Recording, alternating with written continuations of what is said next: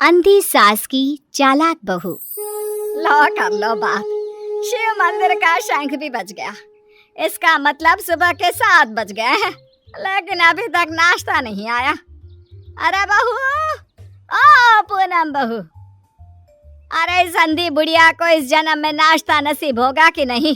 कल रात को भी फुलके जला दिए थे, कुछ मजा नहीं आया था खाने में। ये है सीतापुर में रहने वाली मंजरी, एक अंधी सास। मन की साफ है, बस थोड़ी सी जुबान से तेज है। मंदिर के शंखनाद से ही इन्हें पता चल जाता है कि वक्त क्या हो रहा है। और ये रही इनकी चालाक बहू पूनम। अच्छा हुआ जो मैंने ऑनलाइन ऑर्डर कर दिया सब कुछ, वरना ये बूढ़ी लाठी मेरी छाती पर मुंह डलने लग जाती। अरे बहू, तो घर में है भैया, चल बसी। हाय राम, ऐसा न कहो सासू माँ, दिन में एक बार तो भी माँ सरस्वती जुबान पर बैठती हैं। अरे नहीं नहीं, तुझे कुछ ना होगा। खुशबू तो बड़ी अच्छी आ रही है। ऐसा कौन से पंच पकवान बनाए हैं आज तूने? आज है स्पेशल जलेबियाँ, फाफड़ा, आलू के पराठे, कम चीनी वाली गर्मा गर्म चाय, दही पकोड़े, ये सब। वो मुझे डॉक्टर ने कहा है ना कि आप दिन में कम से कम 3 से 4 घंटे सोया करो, इसलिए आज मैंने सारा काम निपटा दिया है। अब मैं सो जाऊंगी। वाह, क्या स्वाद है। लेकिन बहू, ये तो ब्रिजवासी की जलेबियां है ना? तू तो कह रही है कि तूने बनाया है। दरअसल वो मैंने ब्रिजवासी काका से रेसिपी पूछ ली थी। अच्छा मम्मी जी, मैं आती हूँ अभी, जरा वो दूध गैस पर तेज आंच पर रख कर आई हूँ ना। पूनम फौरन ही वहाँ से उठकर रसोई में भाग जाती है। मंजरी को फिर भी पूनम पर थोड़ा शक आता है। पूनम ऐसे ही रोज अपने पति के पैसों को खर्च करके बाहर से खाना मंगवाती और अपनी सास से कहती कि उसने खुद बनाए हैं। और उसकी बेचारी अंधी सास बहू के इस झूठ से बेखबर सारी चीजें मान भी लेती। एक दोपहर में पूनम पूरा मेकअप करके तैयार होकर खड़ी होती है। चलो फटाफट पतली गली पकड़ के निकल लेती हूँ, इससे पहले कि बुढ़िया मुझसे टकराए। बेचारी मेरी अंधी सासू माँ, उसे लगेगा कि मैं सो रही हूँ, जबकि मैं तो अपनी जानू से मिलने जा रही हूँ। पूनम हर दोपहर को अपनी सास को बेवकूफ बनाकर बाहर अपनी बॉयफ्रेंड लखन से मिलने जाती थी, और आज भी कुछ यही प्लान था। ए जी ओ जी लो जी सुनो जी, मैं हूँ मन मौजी, करता हूँ मैं जो वो तुम भी करो जी। 1 2 का 4, 4 2 का 1, माय नेम इज लखन, सजनों का सजन मेरा नाम है लखन। लखन, तुम भी ना बिल्कुल एंटीक पीस हो। यार पूनम, हम कब तक ऐसे छुप छुप कर मिलते रहेंगे? एक तो मेरे पास कोई नौकरी भी नहीं है, वरना यह दिल वाला अपनी दुल्हनिया को खुद ही ले जाता। टेंशन मत लो, जब तक तुम्हारे पास पैसे नहीं आ जाते तब तक हम दोनों के लिए मेरा ससुराल है ना, मैं सब देख लूंगी। लेकिन तुम्हारे पति को शक वक हो गया तो? अरे मेरा पति तो मेरा दीवाना है, आंख बंद करके मुझ पर भरोसा करता है। उसके पास से घी निकालने के लिए उंगली टेढ़ी करने की नौबत तक नहीं आएगी। ओए होए, ओए होए होए, शुक्रिया मेरी जान, love you love you love you. I love you too. इसी तरह दिन बीतते रहते हैं। एक रात देवेश बहुत खुश अपने ऑफिस से घर लौटता है। माँ, पूनम, एक खुश खबर है। ऐसी खुश खबर कि जिसे सुनकर आप दोनों फूले नहीं समा पाओगे। अरे तो जल्दी बताना फिर। हाँ हाँ, इतना सस्पेंस मत बढ़ाओ। मुझे कंपनी में सीईओ का पोस्ट मिल गया है। अरे वाह, जुग जुग जियो मेरे लाल। अब तो एक बड़ा माखन का कनस्तर चढ़ाऊंगी भोग में अपने कान्हा जी को। वाओ, मतलब अब 2 गुना 3 गुना 4 गुना पैसा होगा और हमारी तिजोरी में साल की 12 महीने दिवाली होगी। वाह वाह वाह वाह, कांग्रेचुलेशंस देवेश। Thank you. लेकिन इस खुश खबर के साथ साथ एक और बात भी है। मुझे कल सुबह ही मुंबई के लिए रवाना होना होगा। बिजनेस मीटिंग है, लगभग 1 हफ्ते तक वहीं रहना होगा। क्या? ये तो कितनी अच्छी बात है। मेरा मतलब है कि आप मुंबई घूम भी लेंगे। कहते हैं ना, रात में मुंबई की सड़कें और नजारा काफी सुहाना होता है। वाकई में, ले जा इसे भी अपने साथ। अब मैं तो ठहरी अंधी। डॉक्टर ने कहा है रोशनी कभी भी आ सकती है, लेकिन मुझे तो ना लगता कि इस जन्म में आएगी मेरी आंखों की रोशनी। कैसी बातें करती हूँ सासू माँ आप भी। मैं भला अपनी सास को छोड़कर कहीं जाऊंगी क्या? अगर मैं चली गई तो आपकी सेवा क्या पड़ोस की मीना करने आएगी? देवेश, तुम आराम से घूम कर आओ और मेरे लिए एक अलग से सूटकेस भर के तोहफे लाना। इसे तो बस तोहफे ही दो, चाहे वो तीज हो, त्योहार या कोई और आम मामूली सा दिन। बस तोहफे तोहफे तोहफे। बिल्कुल पागल है ये। अरे, मैं तोहफे मांगू तो आपको क्या दिक्कत है? आप भी मंगवा लो ना। देख देख देवेश बेटा, कैसे कैंची की तरह तेज चल रही है इसकी जुबान। अरे आप दोनों शांत बैठ जाओ, मैं आप दोनों के लिए ढेर सारे तोहफे लाऊंगा बस। देवेश अगली सुबह मुंबई के लिए निकल जाता है। इसी बात से खुश होकर पूनम सोचती है, रास्ते का कांटा तो साफ हो गया है।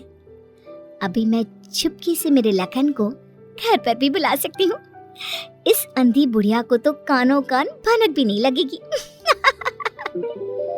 पूनम अब रात को चुपके से पीछे के दरवाजे के जरिए लखन को घर पर बुला लेती है।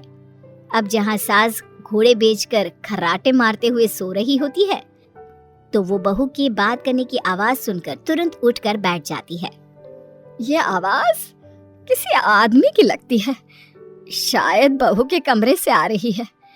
लेकिन नहीं नहीं, मैं भी कुछ ज्यादा ही दिमाग लगा देती हूँ। देख रही होगी कोई भूत या फिल्म। अब तो पति नहीं है घर में, इसलिए रात भर ऐसे ही करेगी ना। लेकिन अगर कल जल्दी नहीं उठी तो फिर मैं इसके कानों के पास जाकर बर्तन बजाऊंगी जोरों जोरों से। ये सिलसिला रोज चलता है और मंजरी को रोज लगता है कि पूनम टीवी पर कोई फिल्म देख रही है। एक दिन जब पूनम बाहर होती है, तभी मंजरी सोकर उठती है और आंखें खोलते ही उसे सब कुछ दिखाई देने लगता है। वो अपने आसपास सब कुछ देखकर काफी खुश और आश्चर्यचकित हो जाती है। ये तो गजब हो गया, मेरे आंखों की रोशनी फिर से लौट आई। डॉक्टर ने सही कहा था, रोशनी कभी भी लौट सकती है। बहू, अरे ओ पूनम का जान, कहाँ मर गई? देख तो अब मुझे सब कुछ दिखाई दे रहा है। अब तो मैं छड़ी का इस्तेमाल भी नहीं करूंगी और अब मैं रोज अपने भगवान जी को भी देख सकती हूँ। पूनम! मंजरी अपनी बहू को आवाज लगाते हुए पूरा घर तलाशती है, लेकिन पूनम उसे कहीं नहीं दिखती। तभी उसकी नजर तिजोरी पर पड़ती है जिसका ताला नहीं लगा था। इस पर वो जैसे ही तिजोरी खोलती है तो हैरानी से उसकी आंखें फटी की फटी रह जाती है। ये कैसे हो सकता है? जहाँ तक मुझे पता है, देवेश ने कहा था कि वो घर खर्च के लिए 25,000 दे के जा रहा है, लेकिन यहाँ तो उसका आधा भी नहीं है। जरूर ये पूनम ने पैसे अपने शॉपिंग पर खर्च कर दिए होंगे। पैसे को पानी तरह बर्बाद करती फिरती है। आने दो उसे, फिर देखती हूँ उसे। तब तक मैं अपने भगवान के दर्शन कराती हूँ। मंजरी मंदिर जाती है, अच्छे से दर्शन करती है और खुशी खुशी वापस घर की तरफ चल देती है। जहाँ रास्ते में उसकी नजर मंदिर के पास बहती नदी के किनारे बैठी अपनी बहू पर पड़ती है, जो लखन के साथ वहाँ बैठी थी। ये यहाँ क्या कर रही है और इसके साथ कौन बैठा है? पता तो करना ही पड़ेगा।